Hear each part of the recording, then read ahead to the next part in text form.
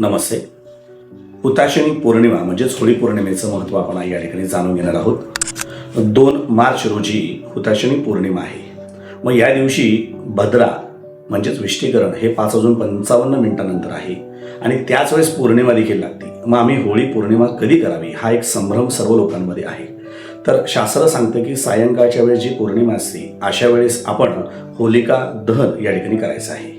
मग होलिका दहनाचं महत्त्व काय आहे ते आपण जाणून घेऊयात.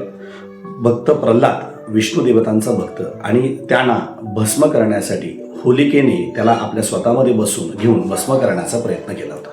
परंतु भगवान विष्णू देवतांच्या दयेने प्रल्हादाची भक्ती श्रेष्ठ ठरली आणि होलिकेचं दहन या ठिकाणी झालेलं आहे. म्हणून या दिवशी आपण होलिका दहन हा कार्यक्रम करत असतो.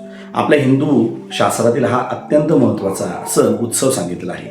मग अशा वेळेस आपण काय करावं, तर आपल्यामध्ये जी नकारात्मक आहे ती नकारात्मकता कमी करण्यासाठी आपण काय करायचं आहे, ज्यांना दृष्ट लागते, ज्यांना काही त्रास होतो अशा व्यक्तींवरनं एक नारळ 7 वेळेस फिरून त्या आपण होलिकेमध्ये टाकल्यास सर्व दोष आपले दूर होतात.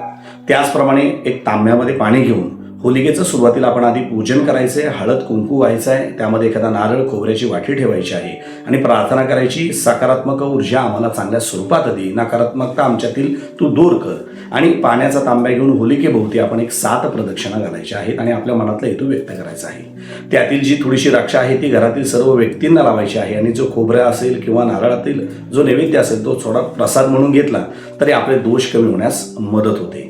या काळातील जो भद्रा आहे, विष्टीकरण आहे, त्याचा विचार आपण कमी स्वरूपात करावा आणि सायंकाळच्या वेळेस सूर्यास्तानंतर 6 वाजल्यापासून ते 8:30 ते 9 वाजेपर्यंत हुताशनी पौर्णिमा म्हणजे होळी पौर्णिमा साजरी करण्यास आपणास हरकत नाही.